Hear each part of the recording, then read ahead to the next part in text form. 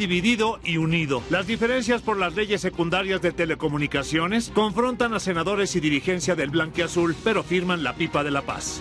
Yo no veo ahora ninguna fractura en la bancada del PAN.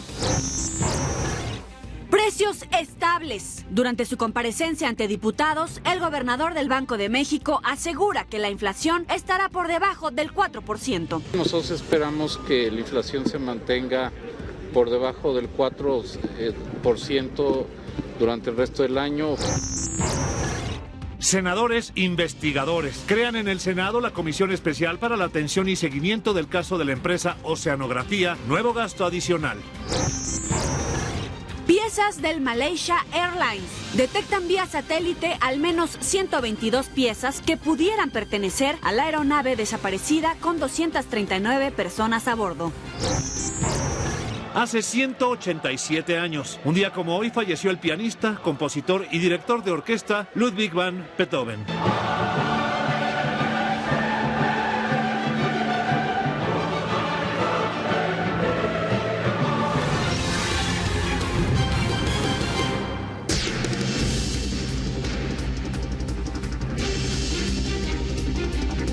Amigas, amigos, bienvenidos a TVC Noticias Territorio. Gracias por acompañarnos nuevamente. Mandamos saludos especiales hasta Zamora, Michoacán, a nuestros amigos de Megacable. La pregunta ya está lista. Enrique, un placer. ¿Cómo estás, Yoli?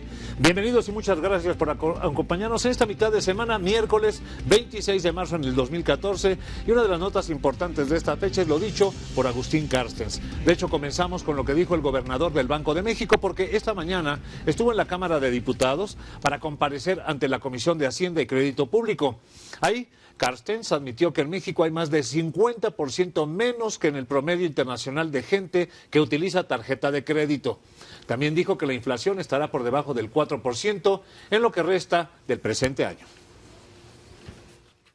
Realmente nosotros esperamos que la inflación se mantenga por debajo del 4% durante el resto del año, quizá fluctuando alrededor de ese nivel, pero se va a dar una convergencia mucho más clara al inicio del año entrante, cuando nosotros esperamos que lo que ya dispone al día de hoy la ley de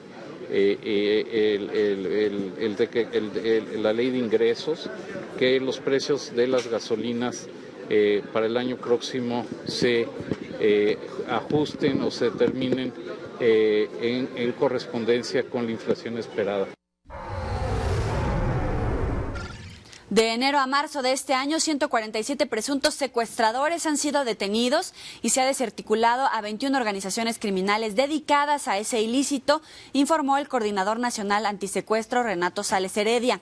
En un balance de las acciones de esa coordinación, detalló que el primer mes del año se detuvo a 17 presuntos delincuentes. En febrero a 80 y en marzo a 50. Y en lo que va del año, las fuerzas federales han logrado liberar a 15 personas.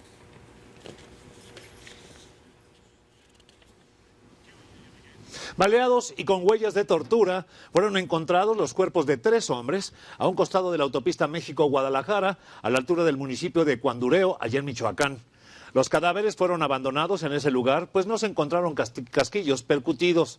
Investigaciones sugieren que podría tratarse de elementos de alguna corporación policíaca. Mañana se buscará poner fin a la violencia en los estadios. El Pleno de la Cámara de Diputados discutirá y votará las modificaciones a la Ley General de Cultura Física y Deporte con la finalidad de prevenir y sancionar la violencia en los recintos deportivos. Se refieren a incluir sanciones penales a quien cometa este tipo de conductas delictivas y el otro de los artículos es un padrón de aficionados violentos que originalmente se le llamaba lista negra, ¿no? Ahora se están proponiendo hasta en el nombre se proponen cambios. Se proponen desde 3 días hasta 4 años y medio de prisión dependiendo de la conducta que se cometa. Por ejemplo, existen algunas en estos tipos que se están proponiendo, desde quien entre a una cancha sin ser parte del equipo, sin ser parte del staff, sin tener que hacer algo ahí. Ya se proponen sanciones penales a las personas que en el traslado a un estadio cometan algún delito, se peleen, a quienes en los autobuses de las propias porras, por ejemplo. Y después de los lamentables hechos de violencia ocurridos en el Estadio Jalisco, las autoridades de Guadalajara han llegado a un acuerdo con Clubes Unidos con el propósito de evitar más hechos de violencia durante los partidos de fútbol.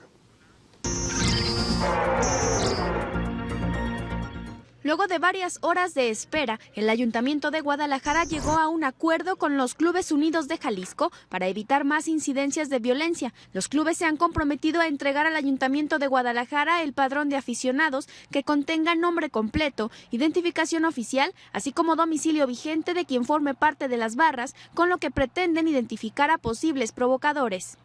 También se modificará el sistema de ingreso, las medidas preventivas y revisión en puntos de acceso. Se restringirá el acceso a quienes no cumplan con lo señalado en los reglamentos. El club correspondiente determinará una unidad responsable de la seguridad al interior del inmueble. Los Clubes Unidos de Jalisco instalarán equipos de acceso o torniquetes, mejorarán la ampliación del sistema de videovigilancia y aparatos de identificación de quienes ingresen al estadio y estarán conectados a la señal y registro de SECOE. Sin embargo, al cuestionar al alcalde tapatío el por qué no erradicar definitivamente las barras, señaló que eso no era de su competencia. Esta es una medida que seguramente tendrá que ver con las decisiones que tome en su oportunidad la Federación Mexicana de Fútbol. Señaló también que la sanción al Club Atlas por 2.284.000 pesos sigue vigente y están a la espera de que sea pagada. También, el director operativo de Atlas confirmó que Leones Negros jugará el próximo viernes, pues pagarán la multa. Y respecto a la empresa de seguridad privada Cepromex, dijo no descartar el prescindir de su contrato por no cumplir con los estándares de calidad en un partido como ese. Verónica Guardado, Central Noticias. En otras cosas, el Senado aprueba una modificación a la reforma constitucional política electoral aprobada en diciembre pasado. Es para anular los comicios cuando se adquiera cobertura informativa. La reforma política electoral ya tuvo un cambio. Estamos ante una adición sencilla en su forma, pero trascendente en su contenido y alcances. Se incorpora el término adquiera en el artículo 41 de la Constitución. Ahora se determina que no solo la compra, sino también la adquisición de cobertura informativa o tiempos de radio y televisión que esté fuera de lo previsto en la ley, anulará la elección.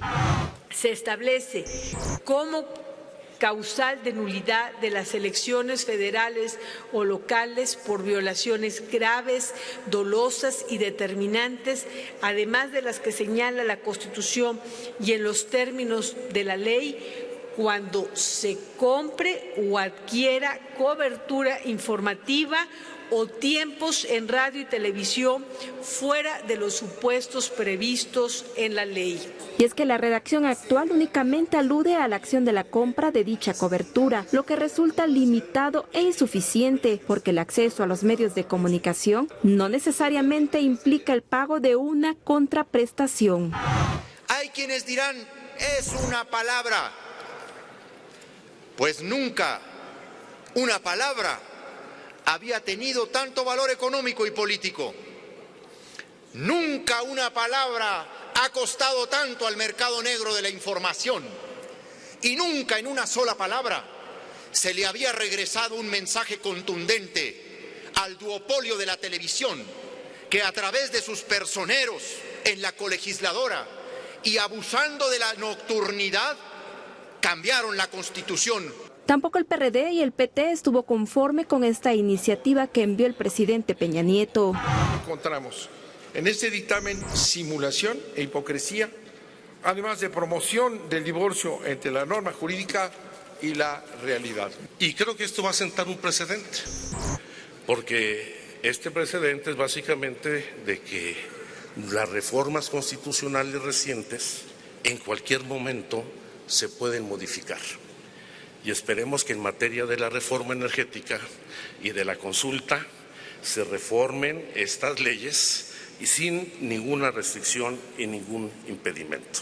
Después del acalorado debate, la reforma se aprobó por unanimidad con 89 votos a favor. El documento fue remitido a la Cámara de Diputados. Para TVCN, Mari Carmen Wister.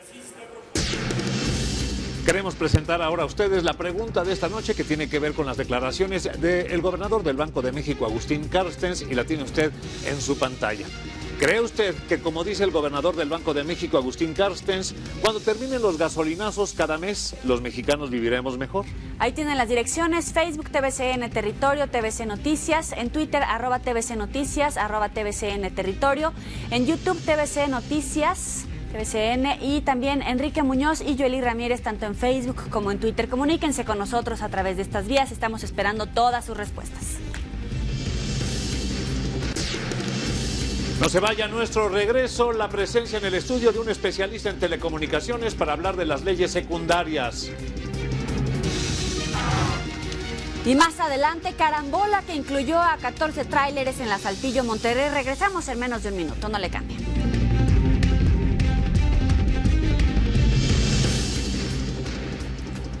Gracias por seguir con nosotros en TVC Noticias Territorio. Las leyes secundarias de la reforma en telecomunicaciones están causando ya sus primeros estragos al interior de los partidos. Así es, porque en un inicio la ahora encargada del despacho, por así decirlo, la ahora presidenta nacional del PAN, descalificó lo ocurrido con estas secundarias. Esto le motivó una respuesta por parte de coordinadores de su partido, tanto en senadores como en la Cámara de Diputados, pero después dijeron que ahí muere y que hay paz entre ellos.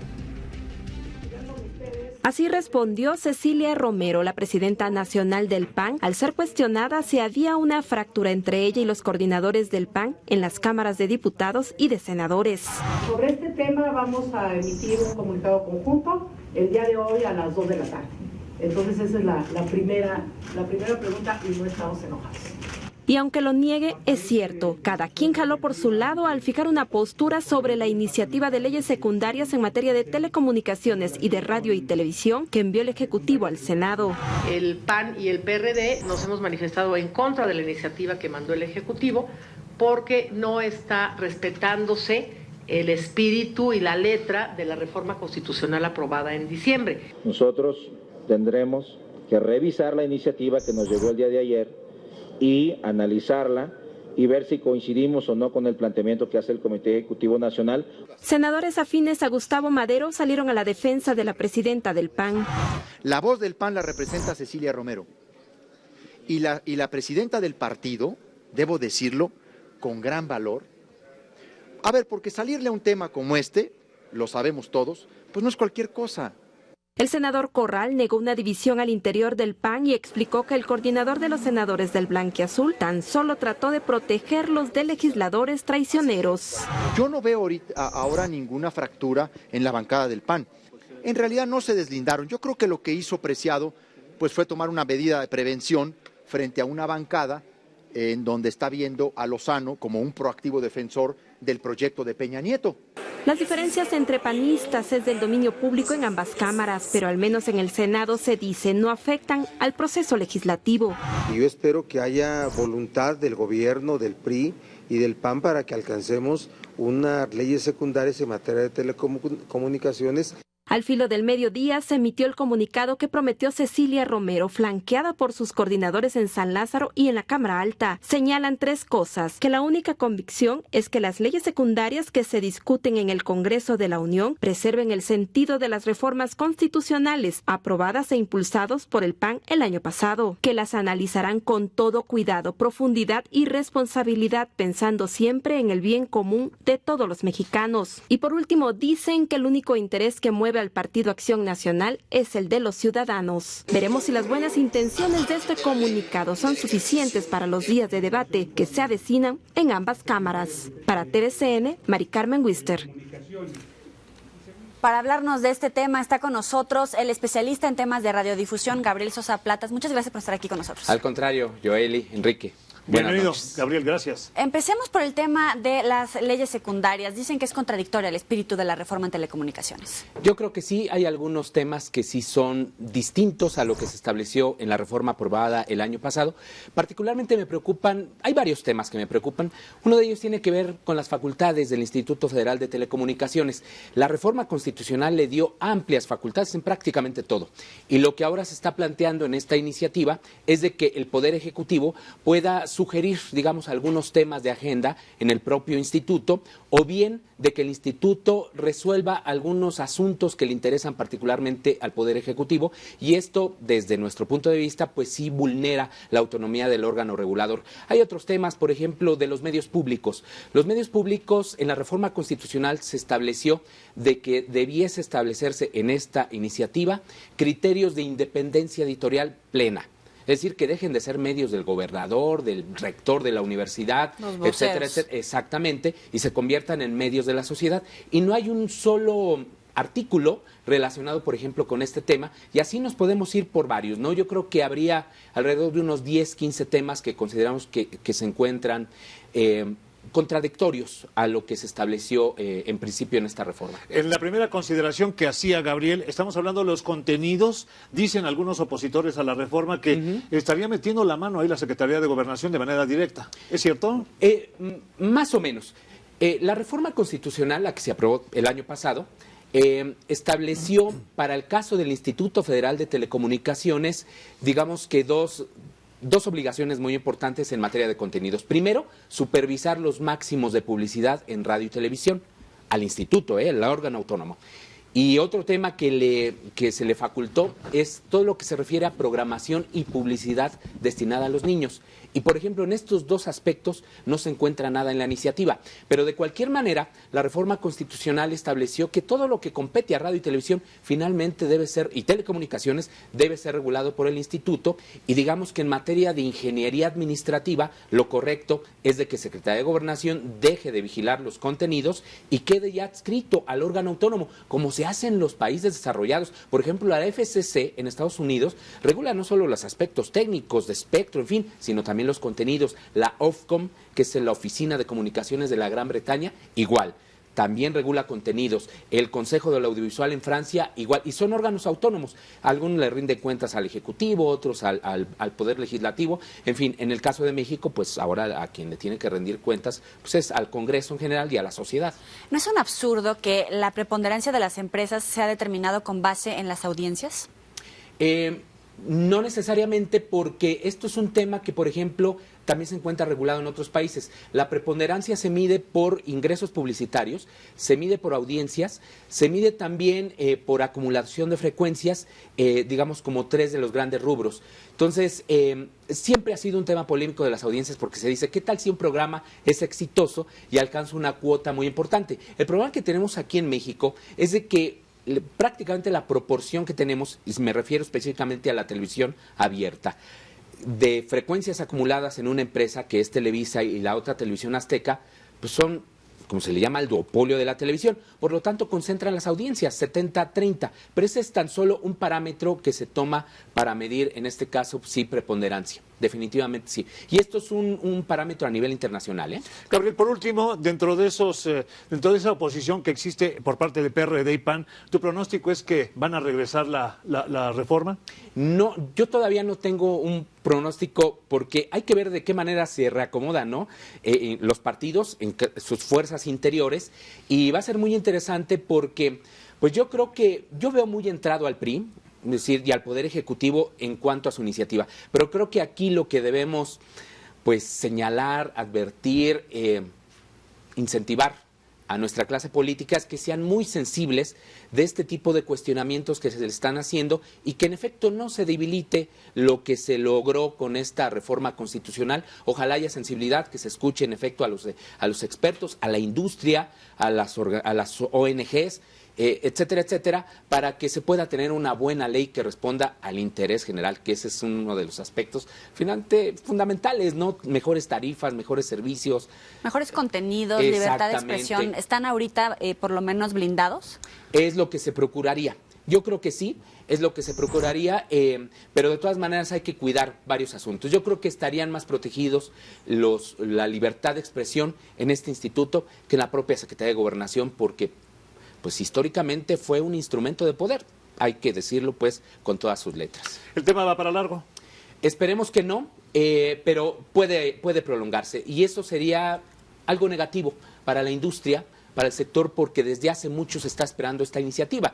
La estamos esperando desde el 9 de diciembre del año pasado, ya tiene 4 meses de retraso, no sé cuánto más se vaya a llevar esta discusión, pero en la medida en que no tengamos ya ahora sí las reglas totalmente del juego, las empresas pues tampoco llevan a cabo las inversiones necesarias, se detiene, claro, y este es un factor que inhibe la competencia también y no se reflejan los beneficios a los usuarios y a las audiencias. Gabriel Sosa Plata, muchas gracias por venir con nosotros a TVC Noticias. Al contrario, muchísimas gracias a ustedes, un saludo a la audiencia. Muchas gracias, Gabriel Sosa Plata, con este tema. Y bueno, vamos a otros asuntos. Nosotros, el presidente de la República inauguró la primera planta de energía solar de gran escala aquí en nuestro país, pero se dice que es la más grande de Latinoamérica.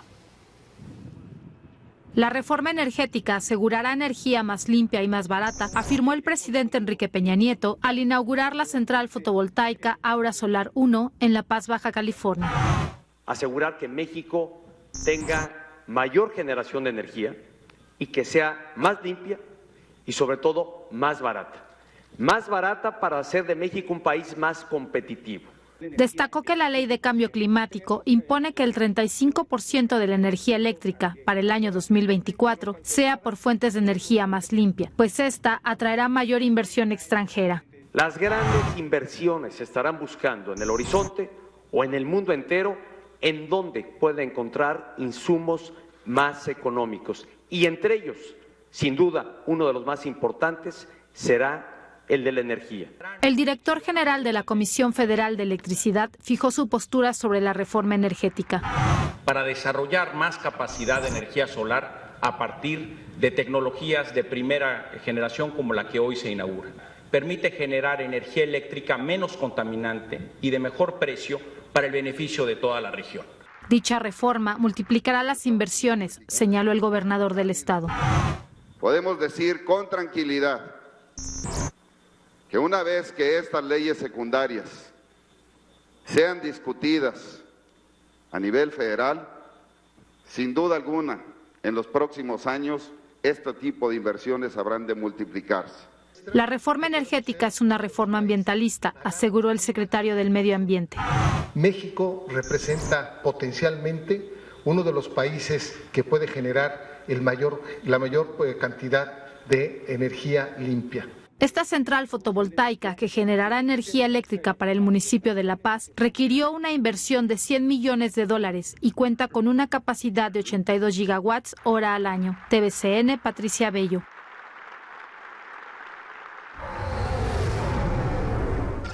Frente al edificio de la PGR y del Aceido, un grupo de personas en apoyo a las autodefensas de Michoacán protestaron para exigir la liberación de Hipólito Mora, líder de los guardias comunitarios de La Ruana. Algunos provenientes de aquel estado señalan que las guardias comunitarias han sido infiltradas para dañar este movimiento. Cerca del medio, alrededor de 20 personas se reunieron en la entrada principal de las dependencias, donde afirmaron que el gobierno ha minimizado este problema. Es exclusivo de Tierra Caliente, también esa es una malversación que el propio comisionado Rubido, a partir de su entrada, comete ese error de decir esto está única y exclusivamente en Tierra Caliente. No es cierto, señores. Esto está en todo el estado de Michoacán. Entonces, aquí las autodefensas están siendo infiltradas. Porque, insisto, aquí hay una situación real. Cuando ellos llegaron a las diferentes comunidades donde se levantaron en armas, ellos provocaron asambleas generales. Lo que está sucediendo en el estado de Michoacán es producto de una ausencia del estado mexicano. Por eso yo vengo aquí. El Papa Francisco aceptó la dimisión del obispo de la diócesis alemana de Limburg, Franz Peter Tebarts.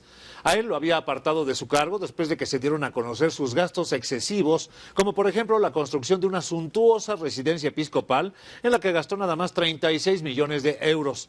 La lujosa vivienda cuenta con una bañera y un comedor de 63 metros cuadrados, valorados en casi 3 millones de euros. Un gasto contrario al estilo sencillo y humilde que pregona Francisco. El Vaticano mexicano anunció que Tebarts va a recibir otro cargo cuando llegue el momento. Vamos a dar lectura a todas sus respuestas. La pregunta la tiene usted en su pantalla. Es respecto a las declaraciones de Agustín Carstens. ¿Cree usted que, como dice el gobernador del Banco de México, cuando terminen los gasolinazos cada mes los mexicanos viviremos mejor? Arturo dice no, este tipo habla desde una posición bastante cómoda. En la vida cotidiana para un ciudadano de a pie es más difícil sobrevivir con lo que se gana honradamente. Humberto Rodríguez, ¿él de qué se preocupa? ¿Con gasolinazo o no? Él vive mejor que nosotros los trabajadores que ganamos el mínimo. Araceli Chávez, ¿y eso cuándo va a pasar? Pregunta, ¿en el 2100? Mario Alberto, ¿cuándo dijo eso? Porque yo le doy seguimiento a lo que comenta y jamás escuché eso. Mónica del Castillo, vivir mejor no era el lema de Calderas. Y mira cómo estamos, cero crecimiento, más desempleo, sueldos de miedo y que te alcanza para lo indispensable. Violencia, inseguridad, mejor no le sigo. ¿Qué romiste el Carstens? @TVC Noticias nos contesta tú, Argus. Sería el principio de una tranquilidad. Chequen el costo de la gasolina en Venezuela. Saludos, TVC. Lourdes dice no, ¿en dónde? Pregunta. Alan Ávila, ya está como Ernesto Cordero, que con 3,000 pesos se puede vivir bien, jaja. Miriam dice, jaja, es broma, es muy buena. Osvaldo Villalba, ese es Días de los Inocentes, ¿qué puntadota se aventó? Claro que no. Maléfica, cuando los diputados no ganen tanto, cuando se acabe la delincuencia, cuando se acabe la corrupción, cuando exista calidad en la educación, yo creo que podremos mejorar. Jesús Godínez, hay que recordar eso de cuidar mucho la salud. Un simple catarro se puede convertir en pulmonía y hasta llegar a afectar las neuronas. Saludos. Espectro, ¿pero cuándo van a acabar? Pregunta. Es más, aún si acaban, regresará la gasolina a su precio legendario que estaba en 1999. A sus acarreados les podrán engañar como quieran por su falta de 3 dedos de frente. Alex Torres, va a ser lo de siempre. Quitan un impuesto, pero ya tienen otros 2 o 3 preparados. Ellos nunca pierden, o lo que es lo mismo, no dan paso sin guarache. Arturo, ¿pero por qué no le creen? Claro que vamos a estar mejor. Ligero detalle para cuando acaban los incrementos, pregunta. Digo, para calcular si todavía me tocará verlo o se lo voy platicando a mis nietos. Analí Guzmán, ¿y cuándo será eso? Eso ya fue burla. Muchas gracias a todos por comunicarse con nosotros. Hay muchas respuestas, pero tenemos más información. Antes del corte, ¿qué les parece? Un poquito de magia, o por lo menos de espectáculo.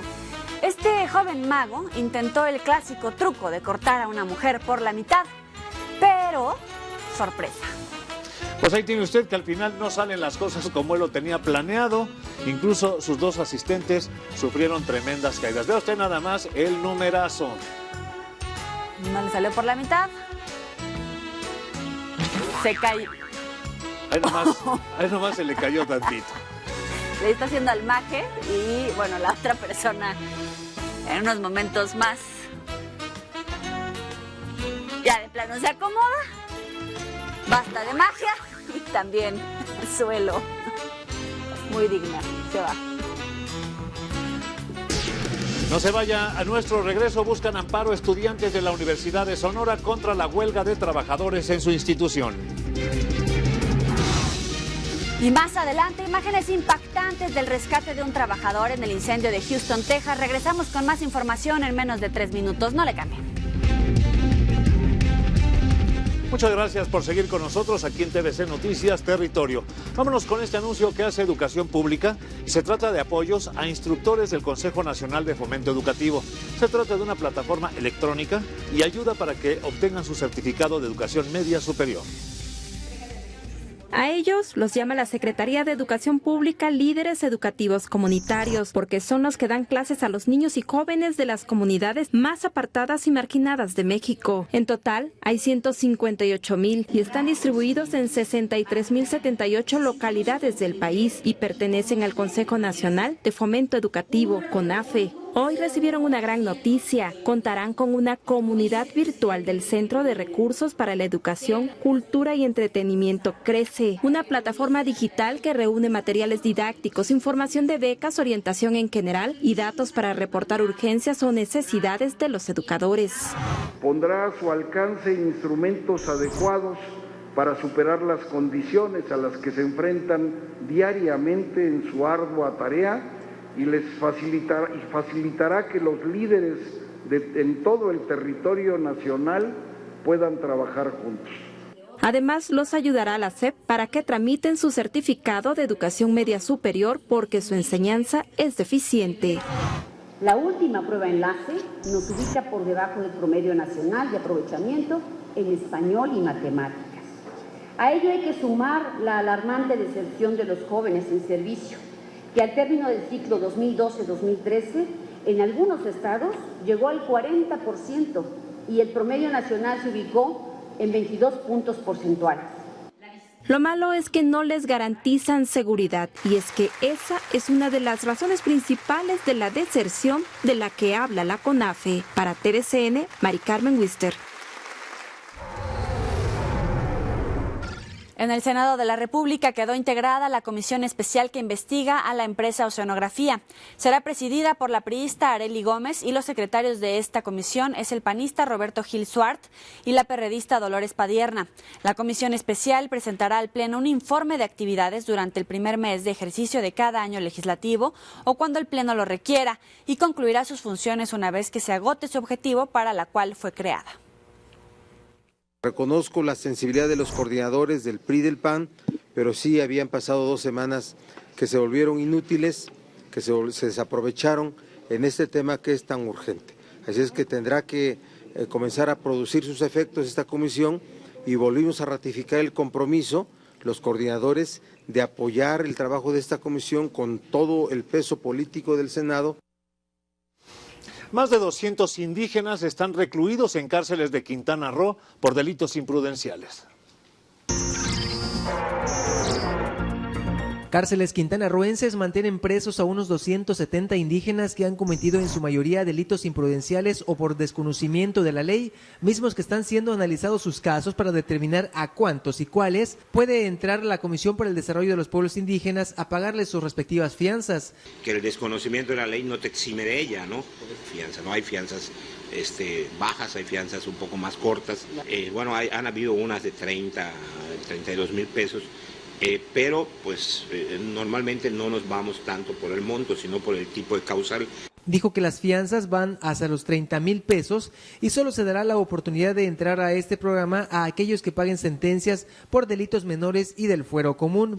Estamos nosotros revisando varios casos para poder participar en ellos, ¿no? Tenemos, creo que ahorita en proceso 2 o 3.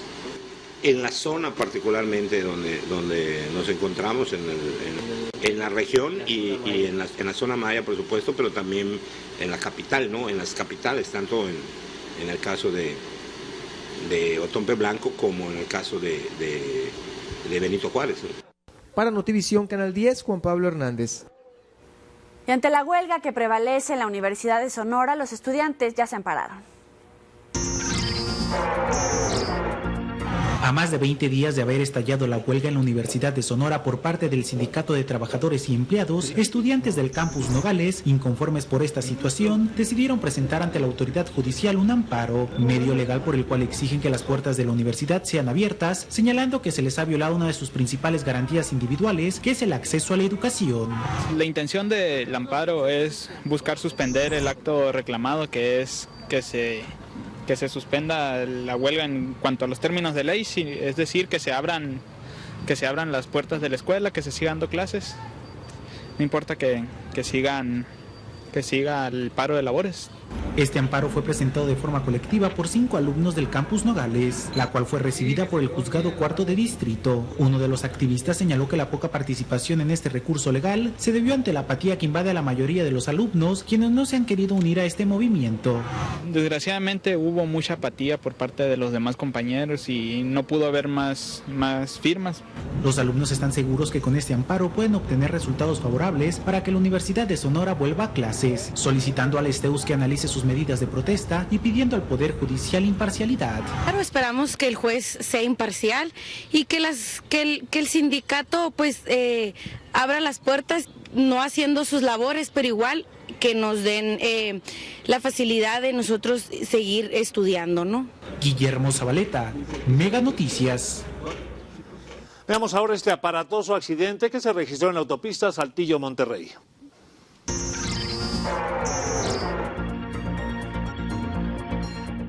La autopista Saltillo-Monterrey registró densas neblinas que ocasionaron la mañana de este miércoles una carambola donde participaron 14 automóviles. El accidente múltiple se registró en el kilómetro 50 de la carretera libre Saltillo-Monterrey. Entre las unidades que se vieron involucradas hay varios tráilers, así como otro tipo de unidades. El percance se originó luego de que una camioneta se impactara contra un tráiler a la altura del kilómetro 50 y por consecuencia otros 13 vehículos no pudieron esquivarlo y chocaron entre sí. Solo se reportaron 2 personas lesionadas, que son los pasajeros de la camioneta accidentada, quienes quedaron prensados. Tras el accidente, la carretera fue cerrada. Sin embargo, fue reabierta poco después del mediodía. Rafael Pavón, Mega Noticias. Mire usted, la Fundación Slim de la Salud entregará premios a quienes han contribuido en el combate a los problemas de salud en Latinoamérica. En la 7ª edición, Bolivia, Guatemala, Perú y México son los ganadores del premio que otorga la Fundación Carlos Slim de la Salud a lo más destacado al sur del continente americano. En 7 años hemos recibido 735 nominaciones de más de 20 países, de 22 países de toda la región latinoamericana. El premio se divide en 2 categorías. En la categoría de trayectoria científica se entregará el premio al profesor de la Universidad Nacional Autónoma de México, Lourival Posani, por su estudio del veneno de los alacranes. En este quehacer científico, por ejemplo, descubrimos que ni todos los componentes del veneno, que son más de 100 componentes en cada una de las especies, son importantes, ¿sí? En general es 1, 2 o 3 componentes del veneno que deben ser neutralizados para poder contrarrestar el efecto tóxico. Por la parte de institución excepcional, se le otorgará el premio a la red Medicus Mundi, quien se encuentra en 6 países latinoamericanos y en 6 naciones de África. El esfuerzo que se ha hecho y por lo cual estamos acá es un esfuerzo colectivo de muchísimas personas. Tenemos personas comunitarias, como ya bien Javier Román explicaba, estamos hablando desde curanderos, abuelas comadronas, promotores de salud, voluntarios. Por su aportación científica y humanitaria en materia de salud, los ganadores obtendrán un premio económico de $100,000, el cual lo utilizarán para desarrollar sus proyectos. Lenny Gudiño, TVC Noticias. No se vaya, a nuestro regreso, el presidente de Corea del Norte obliga a los jóvenes a llevar su mismo corte de cabello. Ve el modelito. Y más adelante, el momento preciso del choque del tren en la ciudad de Chicago. Volvemos en menos de un minuto. Seguimos con más información aquí en territorio. Vámonos al estado de Guerrero, donde literalmente, usted lo va a ver, se están asando. Vámonos a ver. Y es que resulta que en las regiones norte y tierra caliente, la máxima temperatura se va a mantener, ¿sabe usted a cuánto? A 44 grados centígrados, mientras que para el resto de la entidad será de 34. En la Costa Chica, el centro y la montaña habrá lloviznas, pero el frente frío número 45 apenas favorecerá nublados con lluvias ligeras a moderadas en el norte, noreste, oriente, centro y resto del sureste de la República. Protección Civil está exhortando a la población a extremar precauciones, sobre todo con niños y adultos mayores.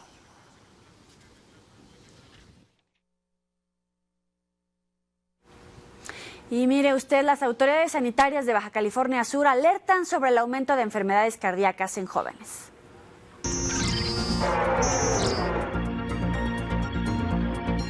El especialista cardiólogo del Instituto Mexicano del Seguro Social en Baja California Sur, Edgar Cuevas García, indicó que es alarmante el aumento de casos de enfermedades cardíacas en la entidad. Resaltó que una de ellas es la enfermedad arterial coronaria en pacientes jóvenes. Este padecimiento en ocasiones deriva en infarto al miocardio. Se le considera persona joven a la que tiene entre los 18 y 45 años. Tradicionalmente, esta condición se asociaba a niveles de estrés altos originados en grandes urbes. La tasa de infartos es muy alta tomando en cuenta nuestra población. Según el cardiólogo del IMSS, entre los factores que potencializan el riesgo de padecer estas cardiopatías se encuentran pertenecer al género masculino por causas hormonales, herencia genética, es decir, que un pariente haya tenido un problema cardíaco, tabaquismo, según estadísticas del INEGI, alrededor del 90% de los jóvenes que han sufrido infarto fumaban, altos niveles de sedentarismo sumado a una mala alimentación. También ahora se contempla el estrés originado por frustraciones laborales. Los niveles de sedentarismo cada vez son más altos y esto tiene que atribuirse a veces el tiempo que dedicamos al trabajo es mucho y el tiempo que dedicamos para hacer algún tipo de actividad física es poco. Los niveles de estrés que se manejan hoy en día son mayores que los que se manejaban anteriormente. Debido al aumento de casos de dengue en el estado de San Luis Potosí, autoridades de salud buscan medidas para su prevención.